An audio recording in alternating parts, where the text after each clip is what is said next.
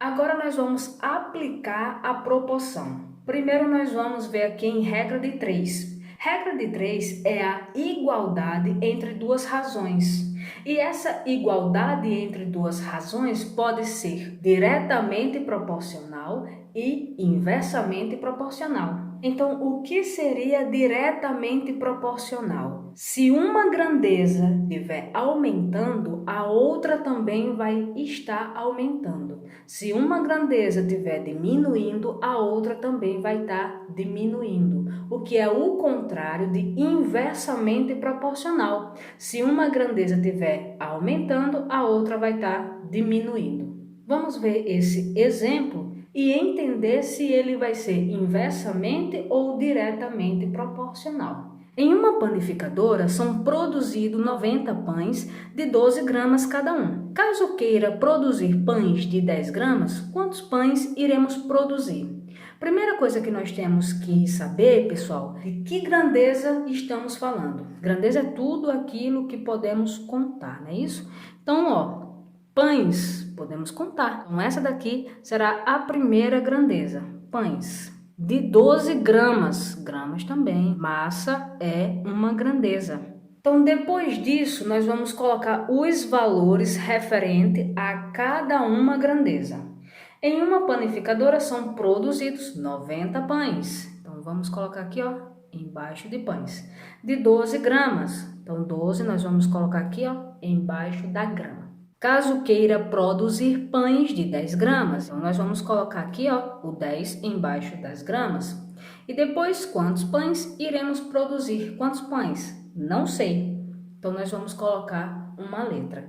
Como eu já falei, regra de 3 é a igualdade entre duas razões. Então, só falta descobrirmos se é diretamente proporcional ou inversamente proporcional. E nós temos que entender o problema. Percebam, pessoal, que eu tenho uma quantidade de gramas e eu estou diminuindo ela. Se eu diminuir essa quantidade de gramas, indica que eu vou aumentar ou diminuir na quantidade de pães? Aumentar. Concorda comigo? Se eu diminuir a grama daquele pãozinho, eu vou produzir mais pães. Então perceba que as grandezas estão, inversamente proporcional. Quando ela estiver inversamente proporcional, é só fazer a multiplicação do numerador vezes numerador e denominador vezes denominador. Letra vezes número é só juntar. Nós vamos ficar aqui com 10x igual 90 vezes 12. Nós vamos ficar com 1080. Isolando x, esse número que está junto do x, ele vai passar dividindo.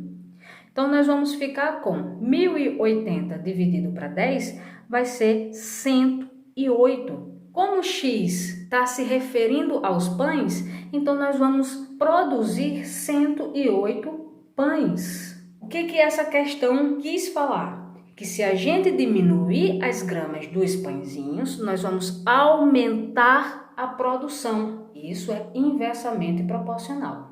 Agora veja só esse exemplo. Uma equipe de 5 professores gastou um dia para corrigir 80 provas. Considerando o mesmo tempo gasto em um outro dia, 20 professores irão corrigir quantas provas? Primeira coisa, nós temos que ver aqui as grandezas. Nós temos os professores, que seria a quantidade de pessoas, e 80 provas, que seria a quantidade de provas. Então, vamos lá colocar os valores. 5 professores gastou um dia para corrigir 80 provas, considerando o mesmo tempo gasto em um outro dia, 20 professores irão corrigir quantas provas? Não sei, então coloca x. Como eu disse, regra de 3 é a igualdade entre duas razões. Próximo passo, nós vamos saber se é inversamente ou diretamente proporcional. Concorda comigo que se nós temos 5 professores e eles conseguiram corrigir 80 provas, se eu aumentar, vou até colocar assim, se eu aumentar a quantidade de professores, concorda comigo que eles vão corrigir mais provas? Faz todo sentido, não é isso? Então, se as grandezas estão aumentando ou diminuindo juntas, isso é diretamente proporcional. E como que nós vamos resolver diretamente proporcional? É a multiplicação do cruzamento, ou seja, o numerador vezes o denominador e depois o numerador vezes o denominador.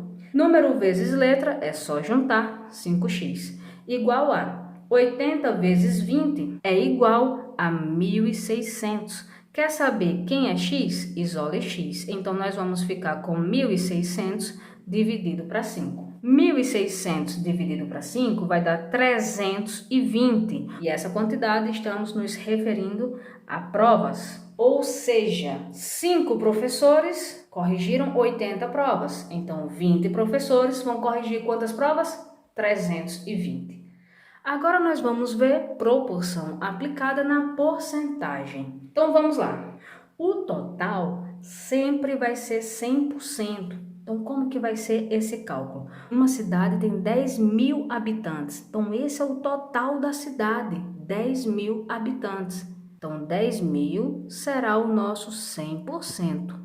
E 350 habitantes, lembrando que habitante está sendo nessa coluna, vou até colocar aqui para a gente não se confundir, ó, habitantes, e aqui vai ser a porcentagem, tá bom? 350 habitantes foram vacinados contra o Covid-19. Qual a porcentagem dos habitantes que foram vacinados? Não sei, então nós vamos fazer esse cálculo. É só fazer a multiplicação do cruzamento. O número de cima vezes o número que está embaixo na outra razão. Então, 10.000 vezes x vai ser 10.000x igual 350 vezes 100. Eu gosto de fazer assim, ó, repito o número e acrescento 2 zeros, ou seja, 35.000.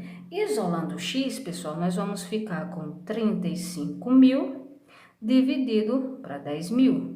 Como terminou em zero, a gente pode cancelar um zero de cima com um zero de baixo. Um zero de cima com um zero de baixo. Se tiver terminado em zero, viu? Ó, um zero de cima com um zero de baixo. Ficando só 35 sobre 10, ou seja, 35 dividido para 10. E quanto que é 35 dividido para 10? 3,5. Então, isso daqui será a porcentagem das pessoas, dos habitantes daquela cidade que foram vacinadas contra o Covid-19. Agora, juros simples. Primeiro que nós temos que entender que juros simples tem fórmula, certo? E para você descobrir os juros, é só você multiplicar o capital vezes a taxa de juros vezes o tempo. Aí você vai conseguir esse valor. E o montante seria o capital inicial mais os juros. Espera aí, Camila. E o que seria isso? Eu vou te pedir emprestado R$ 500. Então, esse valor será o meu capital inicial, certo? Porque inicialmente estou te pedindo isso. E você diz, ok, Camila, você vai me pagar em 5 meses. Então, 5 meses será o tempo. Aí eu vou dizer assim, então tá bom, diga que eu vou te pagar R$ 100 por mês. Você diz, não, você vai me pagar R$ 600 no final. Aí eu, oxe, mas por quê? Aí você vai me responder, porque eu apliquei uma taxa de juros em cima. Então, quanto foi esses juros? Ora, se eu te pedir 500 e vou te pagar 600, esses juros foi de quantos reais? R$ 100. Então, esse valor que eu vou pagar no final se chama montante. O que eu estou te pedindo emprestado. Inicialmente, capital. O que eu vou te pagar no final, montante. A diferença desse valor é o juros. Vamos lá, primeira coisa, nós vamos colocar aqui, ó, a fórmula juros é igual a CIT. Eu sempre gosto de falar assim, tá bom? Lembra que é a multiplicação. E o montante é igual a capital mais os juros. Então, a gente precisa saber desses valores. Juros, capital, a taxa, o tempo, tá vendo? Estou colocando cada um. Aqui falta só quem? O montante, né? Porque o capital já tem e os juros também. Então, vamos colocar os valores da questão aqui. Veja só, Camila te pediu emprestado R$ 800. Então, isso é o capital inicial, né? R$ 800.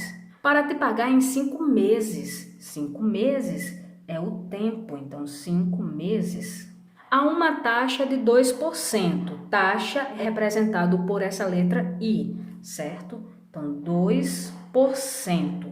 A porcentagem, pessoal, sempre vocês vão ter que representar em forma de fração. Então, 2% em forma de fração é 2 por 100. E temos que observar a unidade. Aqui, ó, temos ao mês e eu vou pagar realmente em meses. Se por um acaso eu fosse pagar em um ano, eu não iria colocar aqui, ó, um ano, certo? Já que esse daqui está ao mês. Então, o que eu iria fazer? Teria que transformar o ano em meses, ou seja, aqui iria ficar com 12 meses. E por aí vai. E se eu fosse pagar em 2 anos? Seria 12 mais 12. Então, ficaria com 24 meses. E por aí vai, tá bom? A unidade tem que ser a mesma. Vamos seguir. Quanto que Camila vai te pagar no final? Quanto? Não sei. Então, o que está faltando? Esses dois, né? Então, vamos descobrir. Juros, que é quem eu não sei. Tem o capital? Tem. Então, é 800 vezes o I, que é 2 por 100. É uma porcentagem, viu? 2 por 100. Vezes o tempo, que é 5. Então, é só a gente fazer essa multiplicação. Toda vez que tiver uma fração no meio, pessoal, lembre que a gente multiplica os números de cima e depois divide pelo número de baixo, tá bom? Então, ó, eu tenho 5 vezes 2 dá 10. 10 vezes 800 dá 8.000. E embaixo eu só fiquei com quem? 100.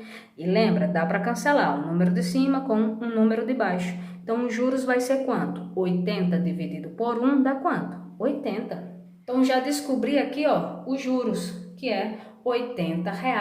Então, agora eu quero saber quanto que Camila vai te pagar no final. Então, o montante vai ser igual a capital, que é 800, mais os juros, que é 80. Então, Camila vai te pagar R$ 880.